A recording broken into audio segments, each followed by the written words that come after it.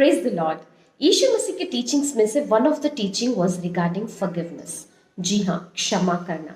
अब सुनना जितना आसान है, करना उतना ही मुश्किल है, क्योंकि एज ए ह्यूमन बींग्स हम हमेशा द्वेष के बदले में द्वेष और नफरत के बदले में नफरत ही करते हैं।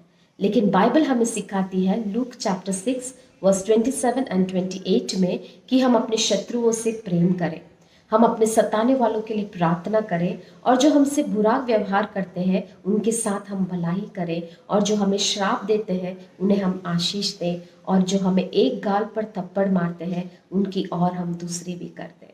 हालेलुया। यदि हम ऐसे करेंगे तो प्रोव्स 25-22 में कहा गया कि हम उनके सिर पर अंगारे डाले समान है और यहोवा हमें इसका प्रतिफल देगा। यीशु मसीह सिर्फ हमसे नहीं कहते कि तुम ऐसा क्षमा करो, परंतु खुद ऐसा कर कर फॉरगिवनेस के एक प्रतिरूप बन गए हैं।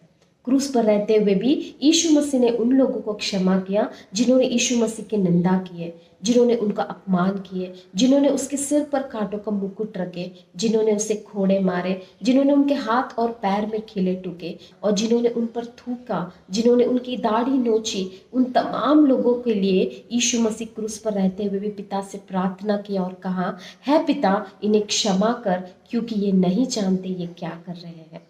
अब यीशु मसीह की इस क्षमा याचना और इस स्वभाव को देखकर उनके साथ जो दंड पा रहे थे उनमें से एक व्यक्ति ने कहा कि है यीशु, जब तू अपने राज्य में जाएगा तो मुझे स्मरण करना।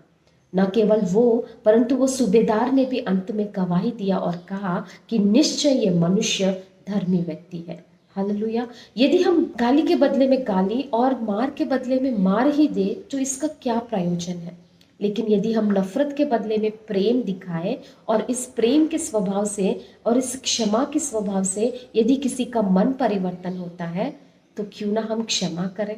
यदि हम क्षमा नहीं करते हैं तो हमारे मन में वो एक बोझ और अशांति बनकर हमारे आत्मिक जीवन के लिए भी रुकावट बन सकता है।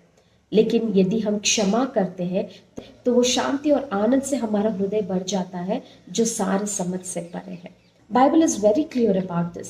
यदि हम क्षमा करेंगे तो स्वर्गीय पिता भी हमारे अपराधों को क्षमा करेगा। यदि हम क्षमा नहीं करेंगे तो हमारे अपराध भी क्षमा नहीं किए जाएंगे, क्योंकि जैसा हम बोते हैं वैसे हम काटते हैं। यदि हम क्षमा को बोते हैं तो हमें भी प्रतिफल में क्षमा ही मिलता है। यदि हम कठोर और अनफॉरगिवनेस को बोते हैं तो हम भी प्रतिफल में वही प्राप्त करते हैं। Now the choice is yours, so make a right choice. Believe in Jesus and be saved. Thank you.